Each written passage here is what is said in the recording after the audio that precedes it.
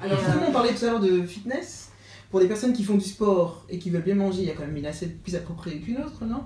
Qui veulent bien manger. Oui. Ouais. Manger sainement pour ne pas prendre du poids, pour garder ses muscles saillants. Bien sûr, bien sûr.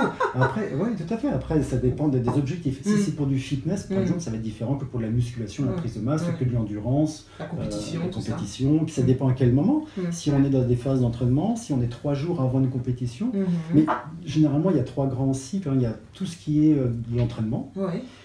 3 jours avant une compétition, là c'est une alimentation un peu particulière, et le jour de la compétition. Puis après on peut rajouter aussi la récupération derrière. Donc au niveau alimentaire, on a ces 4 phases-là. Pour une remise en forme et sans chercher la perte de poids, alors tout va être question de quantité globale, hein, mais l'idée c'est de réduire de tout en même proportion pour toujours avoir une certaine quantité de protéines. Alors protéines animales, protéines végétales, il faut aussi avoir moitié-moitié.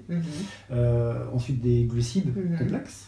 Donc des légumes, peut-être un peu plus de légumes justement quand on veut être en fitness et faire attention à son poids.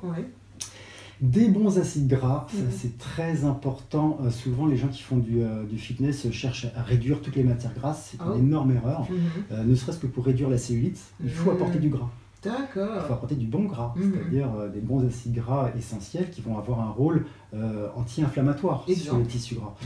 Oméga 3, oméga 6, c'est-à-dire, globalement, tu trouves tout ça dans l'huile de colza. L'huile de colza, l'huile d'olive et l'huile de noix. Voilà. Comme on disait tout à l'heure, il n'y a pas un produit miraculeux qui a absolument toutes les vertus. Il faut faire d'où l'utilité de panacher, de mélanger, de diversifier. Mais en gros, ces 3 huiles-là, ensemble, on a vraiment le top. Et toujours cru. Toujours cru. Dès qu'on fait cuire une huile, toutes les huiles, elles se décomposent en acide acrylique et ces acrylides sont vraiment déjà mis en cause dans les survenus des cancers du côlon, colorectaux. Déjà, c'est pas bon pour personne. Et puis, ça va favoriser la prise de réserve, la mise en réserve, plutôt que, au contraire, éliminer les réserves si elles étaient crues. Donc des huiles. Elles deviennent plus grasses, quoi, en fait. Elles deviennent toxiques. D'accord. Donc comment on cuit alors? On fait du barbecue? C'est bien ça. On cuit sans matière grasse. Autant des associations mystiques comme ça, c'est vraiment, à mon avis, totalement infondé.